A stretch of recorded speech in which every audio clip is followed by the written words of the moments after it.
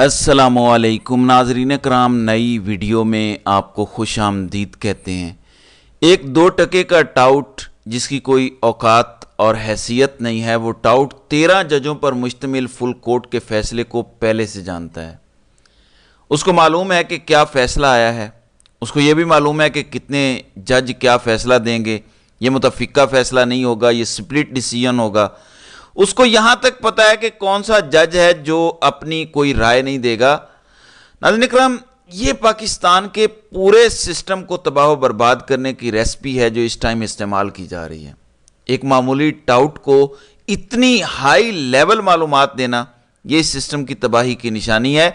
मैं आपके सामने तमाम तफसीलात रखता हूँ कि सुप्रीम कोर्ट में जो फुल कोर्ट अभी 2 दिन बाद केस सुनेगा 24-25 को, लेकिन उसका फैसला टाउट के ज़रिए पहले ही लीक कर दिया गया है। मैं आपके सामने तमाम तफसीलात रखता हूँ, लेकिन इससे पहले नाज़रीन इकराम, जो तफसीलात सामने आ रही हैं वो बड़ी परेशान और हैरान कुन है। चाइना ने जो ये सारी जमातों के साथ मिलकर मीटिंग की, उसकी जो तफसीलात अब सामने आई हैं ये बड़ी हैरान कुन है। तफसीलात ये हैं कि पीटीआई को हुकूमत पाकिस्तान ने दावत नहीं दी, क्योंकि पीटीआई भी एक सियासी जमात है, लेकिन हुकूमत ने दावत नहीं दी। चीन चाहता था कि सारी जमातें मिल बैठें और सबका नुक्ता नज़र पता चले और फिर हम सियासी इस्तेहकाम की बात करें। चीन ने ज़ाहिर एक पैगाम दिया है पाकिस्तान को, लेकिन अब यह सामने आया है कि इस्टेब्लिशमेंट और हुकूमत नहीं चाहती थी कि तहरीक इंसाफ उस मीटिंग में आए।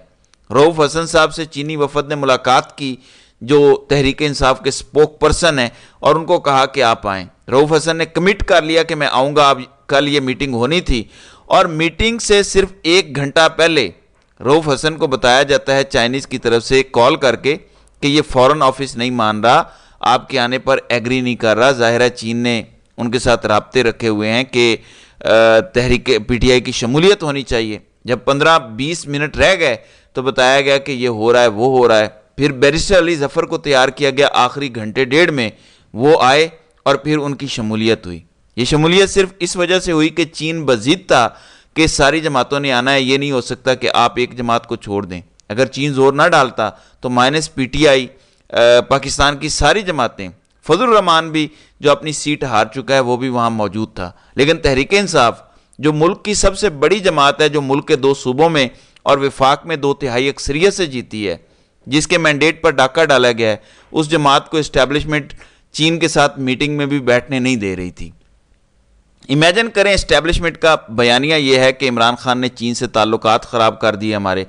हक़ाइक़ ये हैं कि आज पाकिस्तान के पास जो चीन के पैसे पड़े हैं वो वही हैं जो इमरान खान को दिए थे चाइना ने। उसके बाद चीन ने हमें कोई पैसा नहीं दिया, लेकिन इनका बयानिया था कि चीन को इमरान खान ने नाराज़ किया। अब चीन कह रहा है कि पीटीआई की शमूलियत के बगैर ये मीटिंग होनी नहीं थी, पीटीआई को बुला। फिर पीटीआई का नुमाइंदा वहाँ गया तो आगे बात चली और उसमें चाइना ने 2 इंपॉर्टेंट बातें कही हैं, सिक्योरिटी और मुल्की सियासी इस्तेहकाम। सियासी इस्तेहकाम का मतलब सुबह की वीडियो में मैं बता चुका हूँ। इन्होंने ये निकाला है कि इमरान खान को मार दो तो सियासी इस्तेहकाम आ जाएगा, जबकि चीन ये कह रहा है कि मारामारी ख़त्म करो, मुल्क को चलने दो, ये तबाही का जो निज़ाम तुमने बनाया हुआ है ये नहीं चल सकता।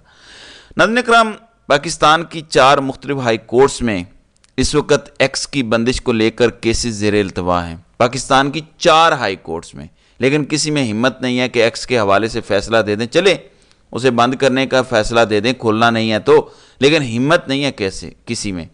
जबकि मेरे जैसे झल्ले और सादे लोग ये कह रहे हैं, आपको बता भी रहे हैं कि अदलिया जाग गई है, अदलिया इतनी खड़ी हो गई है, इतनी डट गई है, उनमें जुर्रत नहीं है कि एक्स खोलने का हुक्म दे सके। 4 मुख्तलिफ हाई कोर्ट्स में ये केस है, क्योंकि देसी नेतन्याहू का हुक्म है कि नहीं खोलना। तो देसी नेतन्याहू का हुक्म कैसे रद्द किया जा सकता है? तो ये है अदालतों के खड़ा होने की टोटल कहानी। अब मैं यहीं से कनेक्ट करके आपको बताता हूं कि अदालतों की क्या कहानी है, क्योंकि सब कुछ खुल के सामने आ गया है। नाज़रीन इकराम, रावी जो कि एक मामूली टाउट है, वो एक सोशल मीडिया प्रोग्राम में कहता है कि जो मखसूस नशिस्तें हैं, हालांकि ये फुल कोर्ट बैठा हुआ है, फुल कोर्ट ने सुनना है ये केस 24 और 25 को लगा। वो कहता है कि फुल कोर्ट से सुन्नी इत्तेहाद कौंसिल को मखसूस नशिस्तें नहीं मिलेंगी। फिर वो कहता है कि ये फैसला मुतफ़िका नहीं आएगा बल्कि स्प्लिट डिसीजन होगा, यानी कुछ जजेस एक बात करेंगे, कुछ जजेस इख्तलाफी नोट लिखेंगे।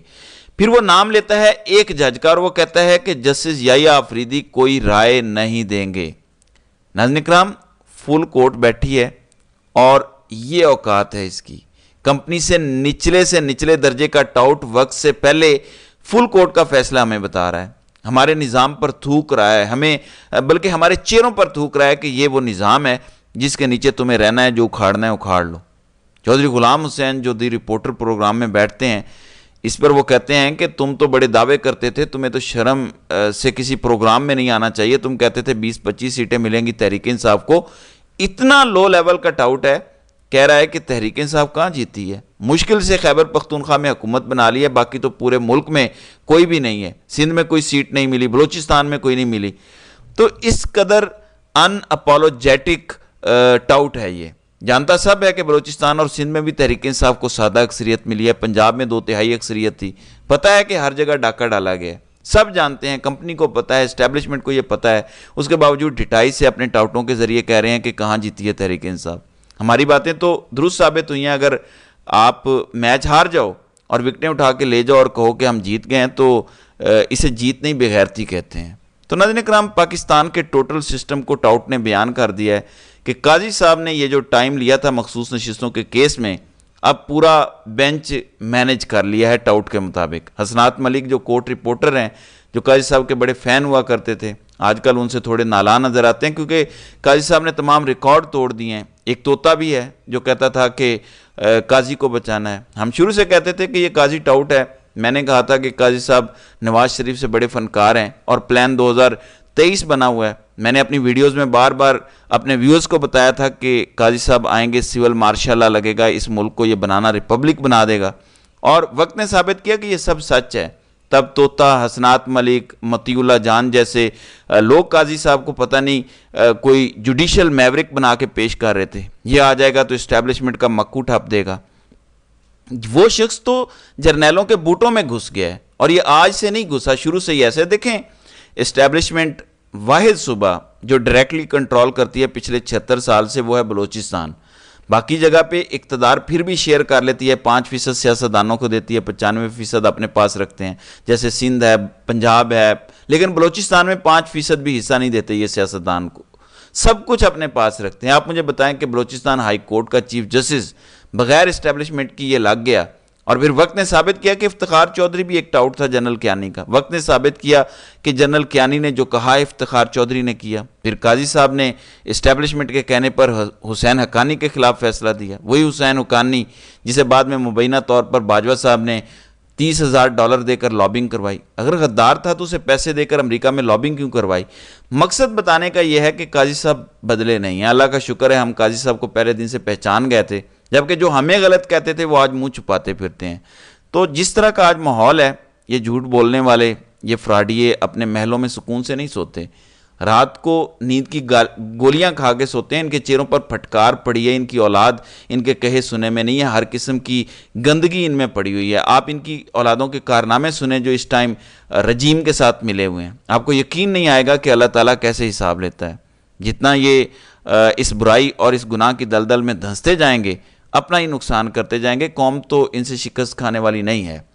ناظرین کرام, آج بڑے عرصے بعد تحریک انصاف کے لوگوں کو عمران خان کے نام پر جو ووٹ لے کر آئے ہیں, تھوڑی سی ان کی غیرت جاگی, اور انہوں نے پارلیمنٹ سے لے کر الیکشن کمیشن تک مارچ کیا. اس میں پولیس والے ویسے زیادہ نظر آ رہے تھے, لیکن پارلیمنٹیرین اور سارے MNAs وغیرہ نکلے.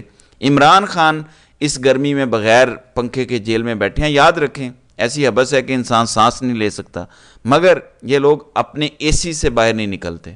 چلیں, اور کچھ نہیں کر سکتے, AC والے کمروں سے ہی اظہار یکجہتی کر لو, پارلیمنٹ سے باہر کا ہی طے کر لو کہ 1 گھنٹہ عمران خان سے اظہار یکجہتی کے لیے ہم باہر کھڑے ہو سکتے ہیں. یہ تو کر سکتے ہیں نا, یا پارلیمنٹ کے باہر نکلتے ہی آپ کو پولیس جو ہے وہ لے جائے گی. یہ ٹھیک ہے کہ PTI پر احتجاج کرنے پر مقدمے ہو رہے ہیں.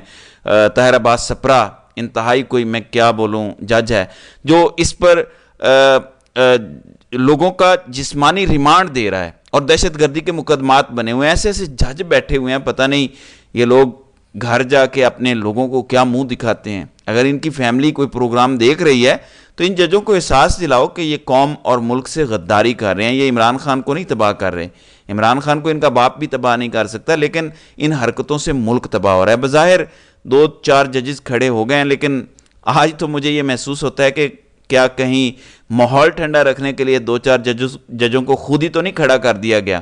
اب تو ایسی سوچ بھی آ رہی ہے. اب جیسے مخصوص نشستوں کا فیصلہ پہلے ہی راوی نے بتا دیا ہے. امید تو ہے کہ جو کمپنی کی جانب سے راوی کو فیصلہ دیا گیا ہے وہ فیصلہ نہیں آئے گا اور سپریم کورٹ کے ججز غیرت کھائیں گے, لیکن مجھے اب ڈاؤٹ پیدا ہو گیا. بہرحال دیکھتے ہیں کہ آئندہ آنے والے دنوں میں کیا ہوتا ہے.